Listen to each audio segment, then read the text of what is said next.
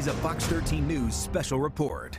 Thanks for joining us. I'm Jamie Tompkins, and we're about to bring you live coverage of the second televised Seattle mayoral debate. Candidates Lorena Gonzalez and Bruce Harrell have both served on the city council, and they have both been city council presidents. Tonight's debate will be 1 hour commercial free, and it will be moderated by 4 local journalists. Our own Hannah Kim, Essex Porter from KIRO 7 News, Hannah Scott from KIRO Radio, and David Croman from Crosscut. The candidates will be fielding questions on health and public safety. Now, you'll remember the last virtual debate just a few weeks ago. It got pretty intense. Harrell won the August primary with 37% of the vote, beating Gonzalez by less than 2%. And you should have received your ballot for the November 2nd general election in the mail. And right now, we're going to switch over to the studios at KCTS Channel 9 for tonight's debate.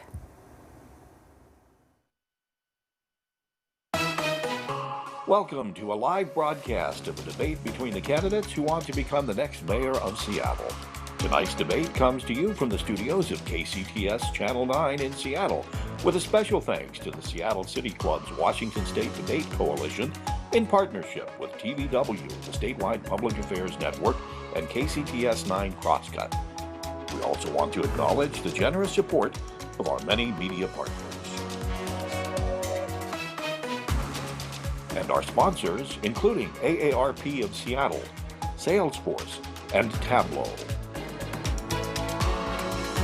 Good evening, everyone. I'm Essex Porter from KIRO 7 News. I'll be your moderator for this evening's mayoral debate, and it is quite an honor. An honor also to be joined by 3 distinguished reporters: Hannah Kim from Fox 13 News, Hannah Scott with KIRO Radio, and David Croman with Crosscut. We'll ask the 2 candidates for mayor, Lorena Gonzalez and Bruce Harrell, questions about public safety and public health. As you watch the debate, we invite you to join the conversation on social media. Just use the hashtag you see on your screen, WAElects. Now, the rules are simple. Each candidate will get 1 minute to answer a question with a follow-up discussion led by the questioner. But first, each candidate will get 90 seconds to introduce themselves, talk about their vision for the city's public safety and health, and we're also asking them to share just a little something about themselves that most of us don't know. The order was determined by coin flip. Bruce Harrell won the toss and chose to go first in our previous debate, so this week it is Lorena Gonzalez's turn. And Ms. Gonzalez, good evening. Good evening. Well, thank you so much for having us. I am honored to be here with all of you. I am a Latina, as the first Latina elected citywide ever in the history of the city. I am now your candidate to be Seattle's first ever elected woman of color to be your mayor.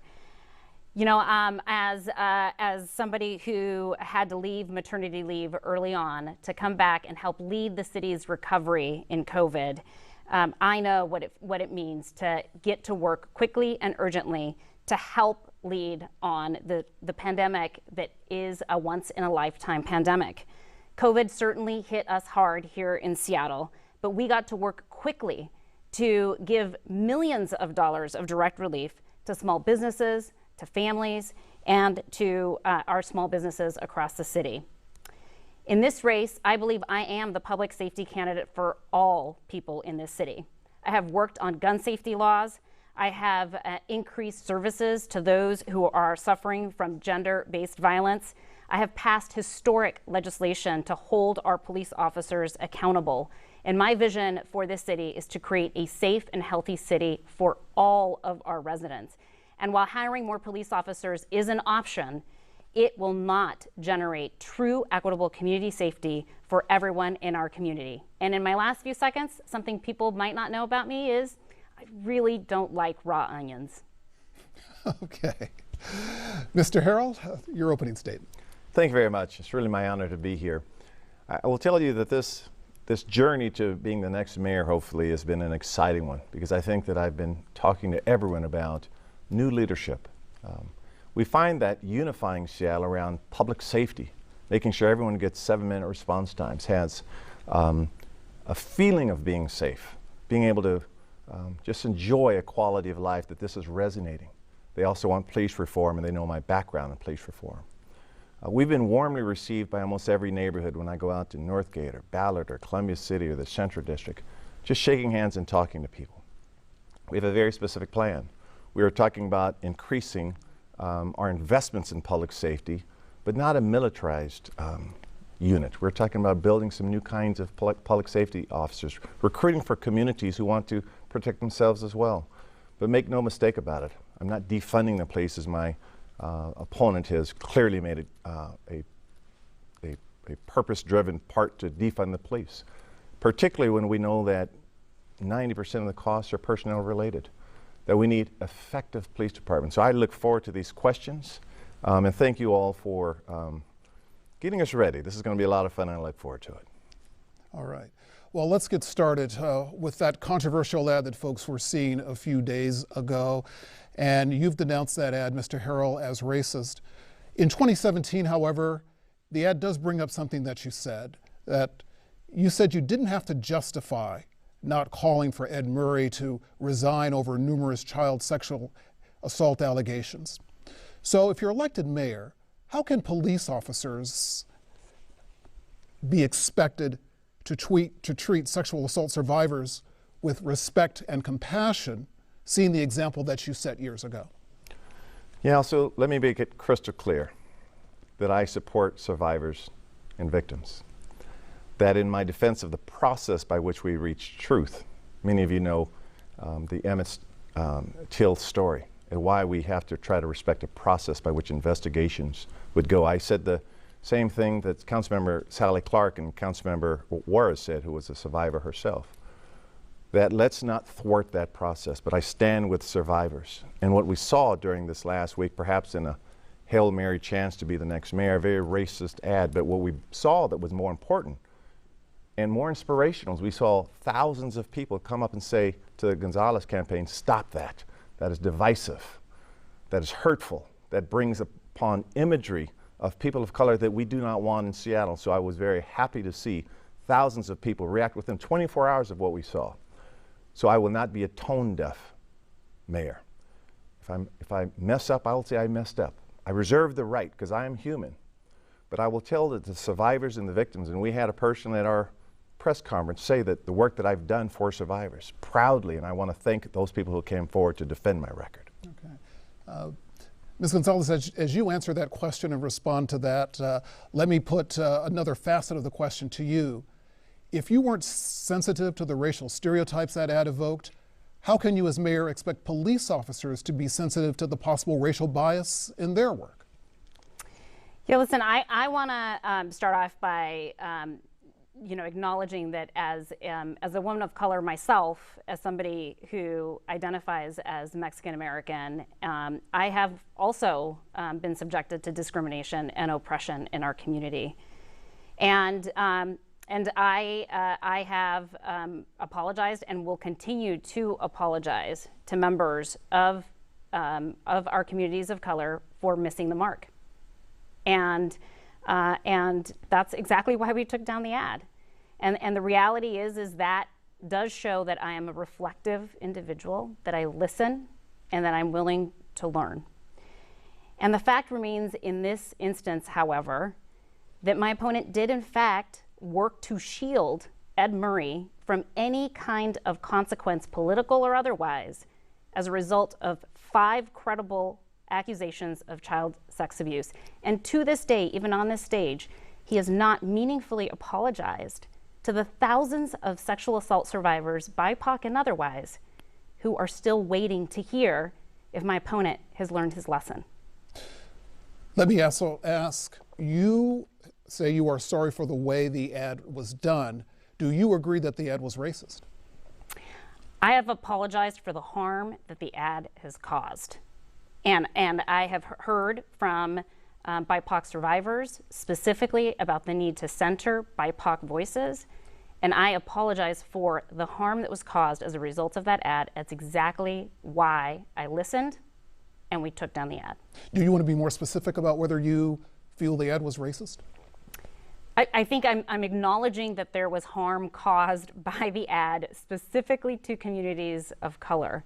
And in those conversations that I had with those individuals, it became clear to me that the ad was no longer productive because of the harm that it was causing. And it was resulting in doing the last thing I wanted to do, which was create harm within our communities of color and also creating silence amongst our BIPOC survivors. I recognize that was a missed opportunity, and I am deeply sorry for that. Mr. Harrell, your final thoughts on this? First of all, I never defended Ed Murray. I was lied to by Ed Murray, but I never defended him. But let me quote KSEN, which is the King County Equity Now, an organization the city has invested millions in to fight racism and to fight for social justice. I'll quote their evaluation of my opponent. Lorena grandstands, has a history of anti-black racism, and is untrusted in community. Now, this is coming from an organization that does work with thousands. Well, I believe the community has said this, and I will also say that she has not apologized. She has not apologized, and in fact, a mailer went out with a black and white picture of me standing next to a rape victim that went out even after she, quote unquote, took the ad down. In fact, as of noon today, the ad was still running on her social media, and I've had reports of that. So the African American community and other communities all across the racial spectrum have said it was racist, number one, and number two, it was not an apology. And Mr. Harrell, I'm sorry, I have to cut you off here okay. so we can move on. But the community has spoken, and that's the kind of unity we'll want to see. That's why we were partly in the predicament we have, is because people are not taking ownership. Our next question comes from Hannah Scott. And thank you, Essex. Candidate Gonzalez, we'll start with you on this question. SPD is down 300 officers or so since 2020. Chief Diaz has said he would like to have about 1,400 officers. As has been mentioned last year during the protests following the murder of George Floyd, you came out and publicly supported defunding police by 50%. Do you still hold that position, and what size of a police force do you think Seattle should have? I still think it's important for the city in this historic moment to continue to evaluate how we can invest in community-based safety and non-law enforcement systems, and what kinds of body of work need to go away from the police department to other systems that are more capable of dealing with those issues. That is an important value that I continue to hold. It's one that I held last summer as well. And I'm going to keep talking about how we can continue to not just simply reform a police department or find a new officer, but how we are going to actually transform public safety in a way that produces true, equitable community safety throughout the city. Now I have supported and will continue to support fully funding the hiring plans proposed, but the hard work of evaluating what the right size is about outcomes, and the outcomes for me is about making sure that our children come home at night and don't suffer police violence. And we're out of time for that part of the answer. I do want to follow up, though, with you really quick. The question I get most often in reporting on this reimagining of public safety and that entire discussion is, what does that look like? Where is that public safety for those parts of the Seattle community that don't feel like they are being protected right now because they don't have officers to respond to their calls? There are also a number of people in our community who feel that they are over-policed, especially within our communities of color. And I've also heard a lot from them about how they want responsible public safety services that aren't going to result in bodily harm or death to them. And what they want is a police department that has less bias. They want a demilitarized police department. We want to hold bad cops accountable, and we want to create the highest accountability standards possible and hold the line on SPOG so that we can truly achieve reform. Thank you. Candidate Harrell, starting at the beginning of that question for you, what size do you think the Seattle Police Department should be, and what formula would you use to come up with that? So in terms of the traditional number of police officers, that is always one of the metrics that we use, around 1,550, about 1,550 authorized positions. When I was public safety chair for 4 years, right before my opponent, we had 1,550. We had authorized positions, we had 1,432 filled. Under her chair, she became the chair of public safety after I did. We lost 143 officers. That would be 40 officers per precinct. And this has a real effect on our ability to respond to crimes in progress, 7-minute response times. My opponent has reviewed many budgets, perhaps 5, and so I think that they want a mayor just with straight talk. Now, we will reimagine the police department. We will recruit from communities. We'll have a new kind of police officer, one that does not carry a gun and badge. We will work with communities and have a citywide summit going to neighborhoods and ask them, what does public safety look like to you? But make no mistake about it, in her approach, and she is on record saying she's going to defund by 50%. She also went by the Northwest Progressive Institute and said if that were to be achieved, she'd have to lay off every single officer. So you would think a person well-versed in the budget after 5 budget cycles would know with the personnel cost of the department, that was a knee-jerk reaction, and the city deserves more of a thoughtful approach to public safety. And time, thank you so much. Would you like to have a rebuttal, Candidate Gonzalez? Thank you so much. Just really quickly, I'll start from the end. So actually the words that I said that would have to lay off every person was actually what I said in response to a proposal from a different colleague who was bringing forward a 50% reduction. Those are the words I said in support of my vote no on that particular measure. Now, my opponent wants us to believe that the only issue at the Seattle Police Department is staffing, is hiring. But let's be real, there are deep-seated cultural issues at SPD, from having the largest contingent of folks at the insurrection, 2 officers got fired in that, and from refusing to comply with our vaccine mandate. These are deep-seated problems that the next mayor must understand, appreciate, and get to work immediately. A final opportunity for a rebuttal. Under her chair for the 4 years, crime went up 22%. We have to understand that. We had the worst homicide rate we had in 26 years, and they are still talking and perpetuating the narrative, let's defund the police by 50%. I will reimagine police department with this city, with communities, but I believe the city wants a mayor who has a thoughtful, strategic approach about building community policing, but making sure every neighborhood is safe, regardless as to where the neighborhood is in this city. All neighborhoods are safe. So we're going to work with community to build the right police department, and we're going to reimagine together. Thank you to both of you. The next question will come from David Croman from Crosscut. Thank you. Since 2012, Seattle has spent over $100 million towards police reform as part of the federally mandated consent decree. In the wake of last year's protests, do you believe that money was well spent and that officers are today being held properly accountable for their actions? I'll start with you, Candidate Harrell.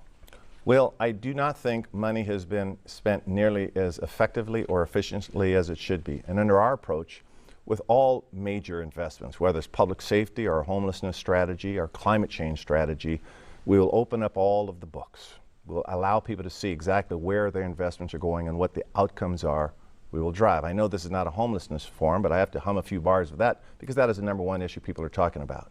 We will show cost per person, cost per unit, where we are now and where we have to get people out of the parks into housing. Our public safety approach will be the exact same way, that we have to show efficiency in government, and we're not doing that. That's why that's why I'm very specific on the numbers. We're even looking at now that even amidst all of this, I know that my opponent is proposing, I think, $4 million of cuts already to SPD during this current budget cycle. So, no, we're not spending our money efficiently or effectively, and under the Harrell administration, we will. To follow up on that, as you just mentioned, you were the chair of the public safety for much of the period that I just mentioned. So if it was not being spent effectively at the time, do you bear some responsibility for that? I will bear responsibility if the city council, all 9 of us, could have been more efficient in our budgeting process. The fact of the matter is the mayor has direct oversight over these departments. That's just a fact. The mayor can decide what kind of headcounts he or she wants, where they can reorganize and structure the department to be more efficiently. That's a struggle of a council member when sometimes you're not getting all of the information that you need. But at the end of the day, it is the mayor's responsibility. But I'll be the first to say that if I could have been more effective and more efficient in city government when I was on the city council for 12 years, I certainly will bear that responsibility. Candidate Gonzalez, the same question to you. Was the $100 million spent effectively, and are officers being held properly accountable today under the current systems? So I think it's interesting that in response to this question, my opponent effectively doesn't want to answer whether or not reform has been working at the city of Seattle in the context of the fact that the Seattle Police Department spent almost an entire month tear gassing hundreds and thousands of people in our city, both ones that were protesting and ones that were just living in Capitol Hill. That elicited 18,000 complaints, including complaints showing officers kneeling on individuals' necks, the very thing that killed George Floyd. So no, we haven't gotten our money's worth. And SPD is no longer just a department we need to reform, we must transform it. In order to do that, the next mayor, again, must know and acknowledge that the reform we have done to date has been important, but has been insufficient to truly keep our community safe. Thank you. The next question comes from Hannah Kim. All right, thank you, David. So my topic is about repeat offenders, something that many of us know well in Seattle. A small group of people are behind a lot of the crime. Many times they are cycling in and out of the justice system with no meaningful intervention. This is a problem for Seattle. Again, what is your strategy? And not just ideas here, but strategy and actions that you would take as mayor that you think would move the needle on this issue. Ms. Gonzalez, you have the floor first. Sure. Well, I think we have to get to the underlying root cause. So long as we bring back the failed policies of the past, which are fundamentally about arresting and incarcerating and perpetuating those criminal convictions, we're going to continue to see the outcomes that you're describing.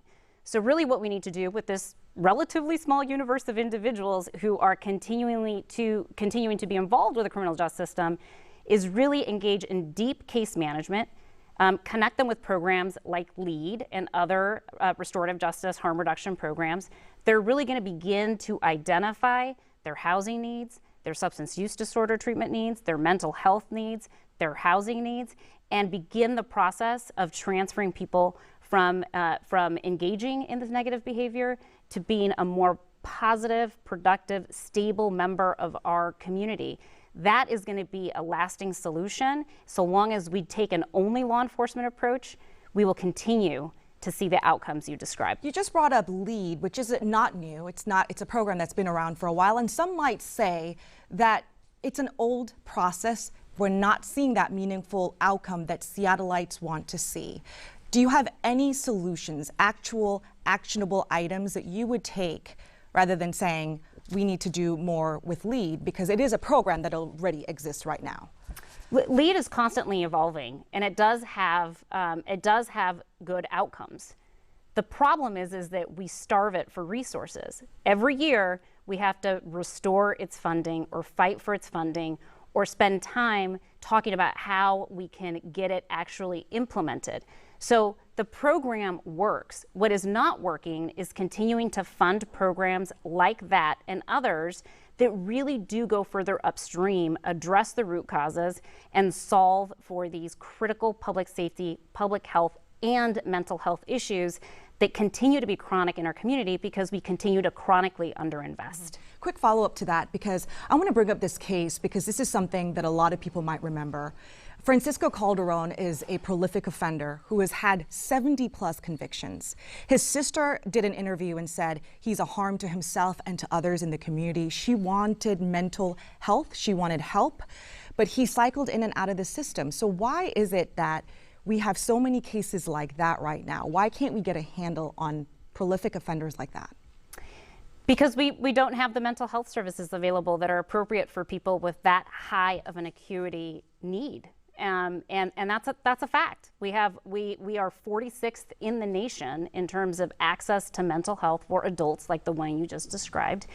And the next mayor has an opportunity to increase that funding by making sure that we're looking to the wealthiest among us and our most profitable corporations to help us fund mental health services, while we also lobby the federal government and the state government to continue to do more now while we get that new revenue in place. Thank you. So you said it yourself. You said let's do some straight talk. So can we get some straight talk on this issue? What needs to be done? I know that in the past, other candidates have said jail and probation is not the answer. So what is the answer? Well, I do like straight talk. And again, I think you're just hearing, again, just high level sort of rhetoric from my opponent. So let me be very specific on the programs we're going to implement. The first one we have to think about is a person like that that's just a repeat offender. That is not healthy or normal behavior. Clinicians would call it a social deviant, and there's some clinical terms of why a person keeps doing that. That is not how we are raised to be. So the first thing we have to do is there's a curriculum called Increasing Human Effectiveness, one of many curriculums that talks and examines why a person does what they do that's misaligned with normal behavior. So under our program, we will introduce this curriculum, Increasing Human Effectiveness, and we'll have Seattle's Empowerment and Opportunity Program, where we'll bring in mentors, people that have come from that kind of life, to show them why you do not need to repeatedly commit crimes.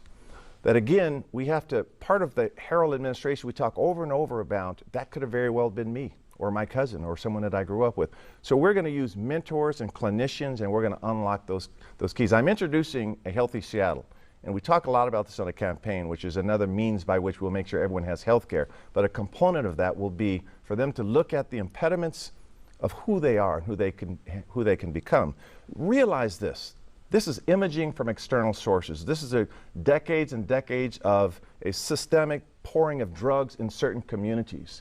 We're talking about 400 years of racial discrimination in some cases, or people coming from a foster system, or someone coming from abusive. It doesn't even know a color. There are impediments to everyone's human experience. And when we talk about race and social justice under the Harrell administration, we're going to talk about those common impediments that every human being has. So these repeat offenders, we have to unlock those doors and see what's going on with that person, because they are harming themselves, and that is not the kind of person that we can nurture and build in Seattle. And that's what our candidacy is all about, building a pathway to self-optimization for every human being. Real quick though, why do you think that new program is going to really make a difference? Well, because it does around the world. It's helped me personally. It's helped everyone that I know, because we go through this curriculum. That when you look at why we act the way we do, we act in alignment with our dominant belief system. And if you believe you are a bad person, if you look in the mirror and think, I was raised this way, all I know how to do is take, that's what I do, you will continue to take. And arresting this person and letting go and arresting them will not work. You have to remove their impediments to self-optimization. That's why it will work. Clinicians will talk about it, criminologists will talk about it, behavioral scientists will talk about it, and we have to incorporate that. Because remember, in the preamble of our charter, we must preserve the safety, health, and welfare of our people. That is our charter purpose. So when you hear defund the police by 50%, you are ignoring our charter purpose. And that's the kind of mayor I hope to be. Time is up. Thank you. Next question is from Essex. And I want to stick with this subject. I do have another subject to talk about, but I want to stick with this subject. I just want to be sure that we're fair to Councilmember Gonzalez. If you want to take maybe 20 seconds and just wrap up that subject before I move on to a different subject with Mr. Harrell. Sure. You know, I think what I'm hearing are suggestions to address people with some of the most significant mental and behavioral health issues with mentoring and a motivation course or a self-affirmation course. I don't think that mentors are going to be able to adequately address somebody's needs who has schizophrenia, opioid addiction, and housing instability in our city. And really what I'm talking about is getting to the root causes. How do we get people treatment for the conditions that are resulting in them engaging in this behavior? How do we fund that treatment?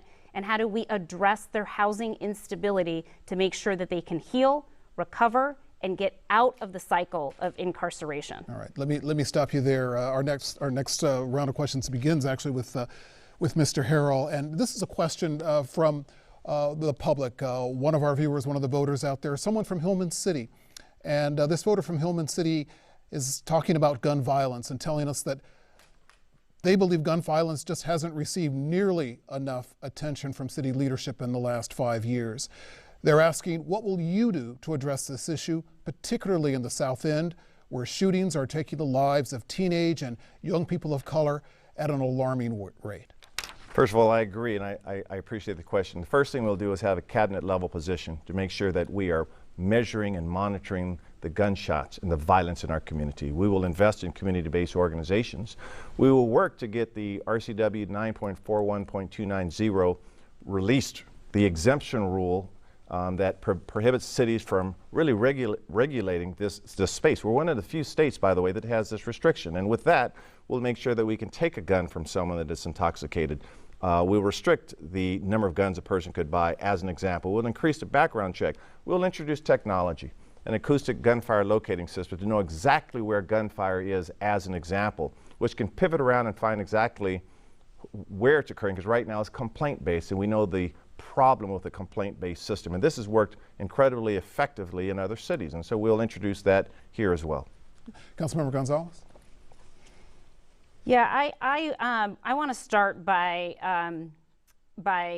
centering the lives of those who have been lost to gun violence. All of us know someone who has been lost to gun violence, whether it is a third party or whether it's a result of suicide. And getting guns out of the hands of people who should not have them is critically important for us to do as a city.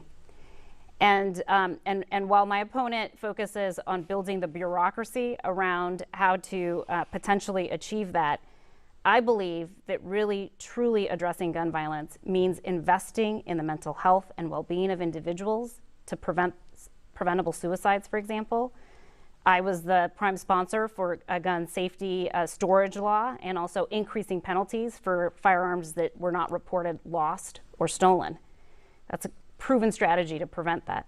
Secondly, when I talk to young men, young black men in the South End about what they need to prevent gun violence, they tell me it's mental health to deal with their generational trauma, jobs, and housing that is stable. And those are the things that, as mayor, I will seek to invest in to be responsive to the needs and the items being expressed to me that are most deeply needed to get to the root cause. Mr. Harrell, as you respond to that, would you also respond to the criticism? You mentioned acoustic gunshot locator systems. There's criticism that those systems actually intrude upon communities and lead to more over-policing, more biased policing. Would you address that as well? Sure. That's just not a true statistic. What it actually does is allow the city to accurately measure where gunfire is. We've seen in complaint-based systems, particularly communities of color, the complaints are not as high. And so what I want the city to do is to force the city to respond to actual gunfire. So it's actually very effective technology, and that's one of the reasons why so many cities have employed it. We do not want over-policed communities. That's why we are creating a new kind of public safety officer, those who are culturally competent, coming from the communities. They will be unarmed, but they will be masters at mediation and de-escalation. They'll be walking around the communities. What my opponent calls more bureaucracy is just baseless. What we need is someone to own the issue. That's why I was rated the highest by the Alliance for Gun Responsibility, because of my gun safety platforms. And so we have to own the issue first. Let me stop you there. And final rebuttal? Sure. I mean, I think I think that you know, in the spirit of being super straight about what this technology is, it is a surveillance technology. It is a technology that is designed to surveil our neighborhoods, and I think that that is the wrong approach. Sure, it might help us find a few additional areas where gunshots have been fired, but it will not prevent those gunshots from occurring in the first place. My vision in this area is to prevent the gunshots in the first place. We do that by getting the guns out of our communities and by giving our youth and others in our community the tools they need to survive and be resilient. And that is jobs, housing, and better education so that they don't have to resort to guns as the answer.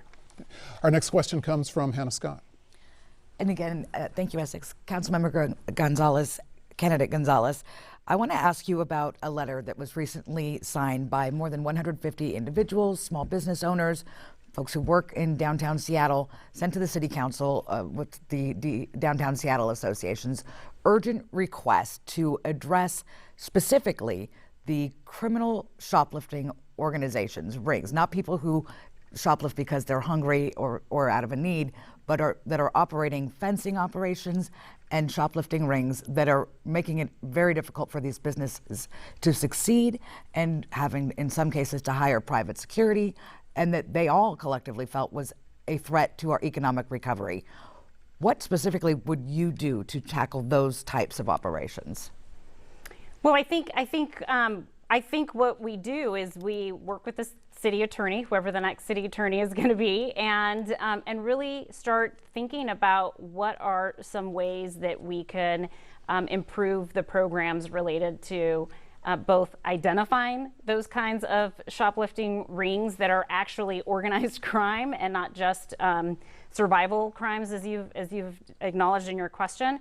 And we make sure that that folks within the police department have the resources they need to be able to do the proper investigation. Now, listen, I get to talk to small business owners all over the city all the time, many of whom I'm lucky enough to call my friends, and I hear the stories from them about how hard it is to do business in this city, for a lot of reasons, including the fact that we have saddled them with responsibilities of doing social work as well as protecting their inventory. So I get it. The way we are doing public safety now has failed a lot of us. And that's why my vision is really focused on, let's get to the root causes of things, have the short-term solutions in place to address those real criminal elements through our detectives and investigative units, and begin the process of reducing those incidents to begin with. And just a quick follow-up, is room for one of those solutions to be prosecution? Well, I don't make choices around prosecution. Right. I'm not the prosecutor. In your mind, is that a possibility? I do think that if there are large criminal elements that are organized crime and otherwise, you know, I would expect that the city attorney or the King County prosecutor, depending on the crime, would exercise their prosecutorial discretion. Thank you. Candidate Harrell, same question to you. How would you address those type of criminal operations? Well, I'm glad that you qualified it as opposed to a person that's just stealing because they're hungry. And you made a clear distinction. And you're talking to a person who's actually defended people from shoplifting. I've had parents come in and say, will you help my child? And so I've had those discussions. But I don't, you want straight talk. You have to you have to enforce the laws. I mean, you shouldn't have to stutter. Those laws are there for a reason. Now, we also want to know why this occurs. These shoplifting rings are very organized often, and so we have to also understand better the culture. I don't know if there's going to be any graffiti questions, but graffiti is driving me crazy in the city. And in addition to using the existing laws that are on the books, we're going to find out why that is occurring. So in all of this antisocial behavior, we have to do a deeper dive in understanding the root causes. These shoplifting rings, I got to tell you, when you start talking about defunding the police, as my opponent has said, they like that because they realize we don't have enough eyes on the ground. We can't respond to crimes in progress. And I need to wrap that up. I'll wrap it up with that. Thank you so much. And any rebuttal to those comments, Councilmember Gonzalez? Sure. I mean, I think my opponent's trying to have it both ways. He wants to say that he's not criminalizing poverty while also saying that all the laws on the book need to be enforced. And the reality is that there are laws on the book that criminalize poverty. So you can't have it both ways. The reality is that there are individuals who are engaging in organized crime. Those individuals should be investigated and should be held to account under those existing laws. And then the last thing I'll just want to say is, listen, my opponent keeps trying to have a conversation about whether or not you agree with a slogan, and I'm focused on outcomes. Let's talk about what the real solutions are to addressing public safety in its broadest terms in our community. It is not just about hiring more guns and badges at the city of Seattle. It is also about setting up alternatives to law enforcement. It's about investing in community-based safety initiatives, and it's about investing in our collective safe and health, not just through policing, but through the things that we know make us a whole, livable, vibrant community. And final thoughts, Candidate Harrell, on this issue. It's more than a slogan. It's a recognition when she keeps trying to now probably move out of the narrative of defund the police that she embraced. I understand their pain. They do not want a demilitarized police department. You don't have to tell me growing up in the Central District in the 60s and 70s. I know what that's all about. When we talk about reimagining with a smarter approach, that's what we're talking about. And so I don't struggle because the city knows me. They know that I've spent my life defending people who've needed defense. So I don't have to mince words when I talk about using the laws. We're not decriminalizing poverty at all. Thank you both. The next question comes from Hannah Kim. So I want to broaden out that shoplifting question to more of overall crime in the downtown core.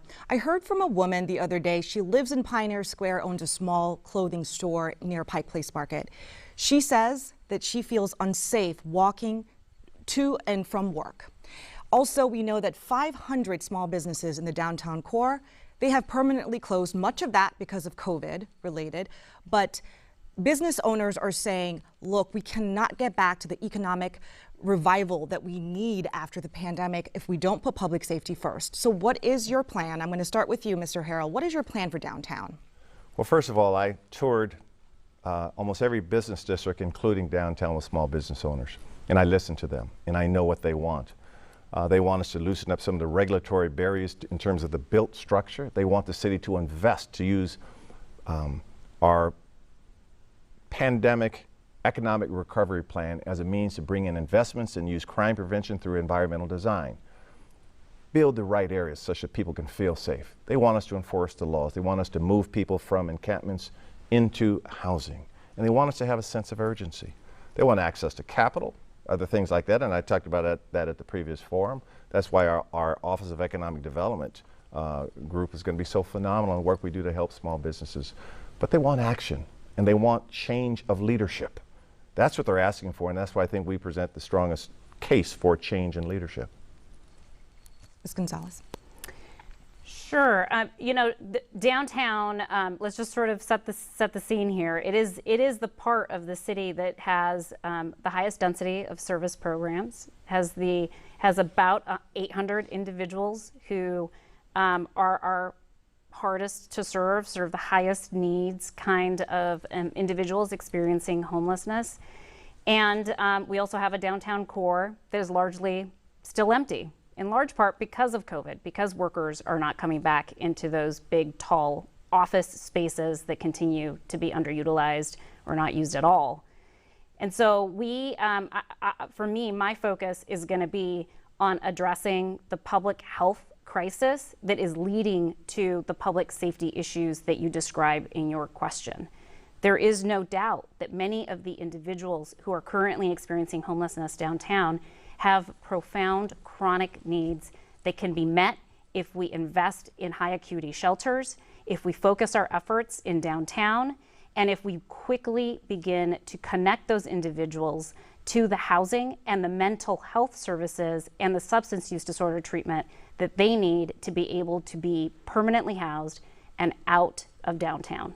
One thing I hear a lot from the community, whether people live there or work there, is the current response time. So for example, in 2019, we had 6-minute response times for priority 1 calls. And when I say priority 1, these are emergency high-level calls. Sometimes this is life and death. So right now, that current response time is more than 10 minutes. Is that acceptable? I'm going to direct that question to you first, since you're on the council, and maybe you could address that. And I want to also have Mr. Harrell answer that as well. Yeah, you know, the reality is that officers don't just respond to Tier 1 calls, the highest priority calls. They have to respond to all of them, including those that probably don't merit an armed law enforcement response because it's an after the fact and all that needs to happen is a report needs to be taken. In fact, there's a recent report that came out that said that close to 60% of the calls that SPD is currently responding to are for non-violent, non-urgent crimes. So that's where I want to focus. I want to focus on implementing recommendations that we have right now to address that efficiency issue so that we are clearing up the kinds of calls that we're asking officers to take so they have time to respond more quickly to those Tier 1 calls. That is a basic efficiency thing that we can do right away. And those are the kinds of recommendations that I want to put into place to make sure that we are meeting truly meeting the needs of those who need an armed law enforcement response, get one quickly. Time is up. Is the 10-minute response time acceptable? No. It's not that hard to say. It is not. We will measure it. When I was public safety chair, we'd go to meetings, monthly meetings, and we'd measure the response times. And we wanted to make sure that there was parity in all neighborhoods, by the way. We want to drive it to a 7-minute response time, and that's when your investment strategy becomes critical, because the police department are saying they need more resources to be able to respond, particularly to 911 calls crimes in progress, but to all crimes. Now, having said that, again, the rhetoric is, you have to sort of, I guess, listen to it, that my opponent would not even meet with the Downtown Seattle Association, wouldn't even fill out a questionnaire when all they were asking is, well, what is your plan? Realizing that it's small businesses down there. There are neighborhood advocates down there. People are living down there. There's subsidized housing down there. What is your plan? And I think, again, my opponent wouldn't even meet with those folks, that's the mayor's job, is to listen to everybody. And that's what we did. And that's why we know what kind of response times they want. 10 minutes is unacceptable, 7 minutes is. But Mr. Harrell, how are you going to do that with the climate that is Seattle right now, where you have officers who are leaving the force willingly because of, some of them say, because of the political rhetoric? How do you convince officers to come to a force like Seattle right now and change those response times, as you said? That is the job of the mayor, to coach, to inspire, to change the narrative, to love this city and love the people in the city. That is my job, is to be the biggest cheerleader, if I can. And we work with the people within the department. We work with communities. We bring them together. Just like the community came together to oppose her racist ad, we build community together. Then when we go to basketball games, we go to football games and soccer games, we get the police officers talking to the community. We start building that together. Now, this is not easy work. That's why we're also going to build at the same time a new kind of officer, a community safety officer type that is certified through our college system that will come with a new skill set. Now, this is going to take a few years to get it completely where we want it to be, but under our leadership, we're going to start with changing the narrative. I believe that the community wants to be protected, and I take that oath of office by those police officers very seriously. That's why I talked about the George Floyd murder, because if a police officer cannot say that that was murder, they don't need to be under the Harrell Police Department. That's just make that clear. I want to give you a chance to say a response to that. Sure. Now, I want to be really clear that SPD is a police department that has been under reform for quite some time. And in spite of that, we see that it has really deep cultural issues. Again, highest number of officers going to the insurrection, 2 of which were ultimately fired, refusing to comply with a vaccine mandate, and tear gassing thousands of people in the city, eliciting 18,000 individual complaints about how they handled a protest in the city. These are real significant issues that have to be addressed by the next mayor, and it has to be done urgently. And the reality is that officers who do not want to be on board with higher accountability, officers who are not willing to be in this moment scrutinized at a historic level, are not going to want to work at the police department. And in fact, some are making choices to leave now precisely because of that, and in other instances because of the vaccine mandate. So we do need to hire additional officers within the budget and make sure we have budget accountability, but those officers need to be on board with the highest accountability standards. We're going to root out bad cops who should not be on the force, and we are going to make sure that we increase the civilianization and the transparency of how we discipline and hold our officers accountable to restore trust between the public and the city. We're going to have to move on. Thank you. David Croman, next question. Thank you. In the wake of the protests last year, there was a lot of talk about police officers' roles, specifically in mental and behavioral health crises. This question comes with some input from a voter in West Seattle who wanted to know what is the ideal role for police officers when it comes to responding to behavioral and mental health crises, and as mayor, how do you make that vision a reality? And we'll start with you, candidate Gonzalez. Yeah, so the state last year did a lot of reform work. One of the pieces of reform that they passed is to create stricter standards for officers who are dealing with individuals in mental health crisis. Right now, that's creating quite a bit of difficulty in terms of implementation and how officers are actually engaging with those who have behavioral health issues, because if they get it wrong, they will lose their credentials as an officer.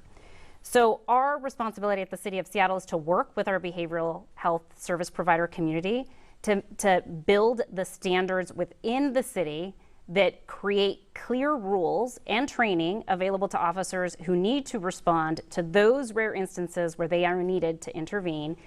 And we need to, while we do that, focus on standing up the behavioral health services and centers across the city that we need to make sure that individuals have a place to heal, to calm down, and to get the services they need to no longer be a danger to themselves or others. And so following up on that, do you think that there will always be a place for for police officers to be involved in crisis response? I think that in limited number of situations, there will be a need for behavioral health providers to call armed law enforcement to help. Those instances have been described to me by the subject matter experts in this area as individuals who are at risk of creating harm to themselves, real harm, as in death or serious bodily harm to either themselves or to other individuals. So that call needs to be made by those subject matter experts, and we need to be able to have a department that is nimble enough to respond to those rare occasions that they will continue to need to respond to, together with our behavioral health service provider community. Thank you. Candidate Harrell, what is the ideal role for police when it comes to crisis response? Well, first of all, if you do your research, there's answers out there. You take in Eugene, Oregon, as an example, they deployed a program called Cahoots. And in this program, they make sure that the gun and badge are not there and the right kind of first responder is there, many mental health counselors. What they were able to do in Eugene, Oregon, were they able to, number one, save $14 million. And they were also able to get the armed police down to around less than 1%. By making sure the right first responder showed up. So what we're going to do, looking at that as a model, we'll make sure the right first responder shows up. That's why we are creating sort of and I got to tell you, that's why I'm most proud of the firefighters endorsement, because they get this stuff. But there's another issue that we're not talking about, and that is, what do they do once they show up? Charlene Lyles as an example. So we're looking on the back end as well, the safe harbor. Right now there are sobriety centers, and we do not want to take a person in a mental health crisis to jail. We don't want to take this person to Harborview because they could get released out. We want the individualized case management followed up. So you're going to see under the Harrell administration investments in the safe harbor such that the first responder, who will not be a gun and badge in most cases, will take this person to the safe harbor so we could follow up with the treatment. That's the discussion we have to have. It's not just the first responder. We'll have a new skill set there, but where they take them. Cahoots has been around for 20 plus years at this point. Why do you think it's just now that we're having this conversation about expanding that? Well, I think the country woke up after George Floyd. For many of us in our community, that wasn't a new incident, by the way. I could go back many years about situations that happened here in Seattle. But the reimagining conversation now are asking everyone, and the young people get this stuff, right? That what will it look like when you reimagine this police department? So we're going to be very aggressive doing that. You're going to see, again, a new skill set showing up at response. But I will tell you that the new skill set will not see Charlene Lyles as a threat. They will see her as a person in need of help. This is going to be exciting work, because I will tell you that when we reduce the gun and badge going out, we'll be able to respond to those crisis situations, those violent situations where we do need a gun and badge. But we'll be able to protect all communities, and particularly in these health crises. So we're excited about this work. And quite candidly, that's what the city's asking about. They're not asking about some of these other issues that we're having to deal with during this campaign. That's what they're asking for, and that's what we will deliver on. Thank you. And the next question comes from Hannah Scott. And this, I will start with you, Candidate Gonzalez. Recently, there was a report that was delivered to the Seattle City Council that looked at traffic stops and how they relate to race. That report found that essentially there were more black drivers being pulled over by SPD who were not carrying guns or doing anything else criminal. There were more of them being pulled over than their white counterparts who did have a gun or were doing some sort of criminal behavior. My question to you is, do you support, based on that data and other parts of the conversation that are going on in this space, doing away with traffic stops or limiting traffic stops by Seattle police? So just two things really quickly. One is we already have a Cahoots version. We have a Health One Mobile and a Triage One to deal with lowest acuity needs. So just wanted to address that particular issue in really quickly. What our challenge at the city is dealing with people with more severe, high needs, acute behavioral health issues. And so that is, I think, a distinction between my response and that of my opponent. As to this particular question, my opponent likes to talk a lot about a bias-free policing ordinance that he passed while on the city council. And we know that report proves it, that we don't have a less biased police department, even in the wake of the passage of that ordinance. So what we need right now is real structural change, not just a statement of legislative intent. And to me, that means removing traffic enforcement from the Seattle Police Department to, for example, the Department of Community Safety and Communications as a way to address that issue. Okay, now I have to wrap that up. Final to you on that question, candidate Harrell. Again, the current council has dropped the ball on the bias-free policing law. And if you read the article, they're measuring Terry stops, which are, stop and frisk kinds of situations. But on routine traffic stops, I want to know who's being racially profiled. I want to know who gets a warning and who gets a citation. And according to the review, that the city council are not measuring this as required by the law that I passed, required by the law that my opponent supported. So it is clear that I am passionate about making sure that we have equity in policing. It is also clear that I will tell you the number of police officers that make sense and the kind of response times that we want. So once again, they've dropped the ball on a critical ordinance that we will measure, and we'll do a much more effective job under my administration.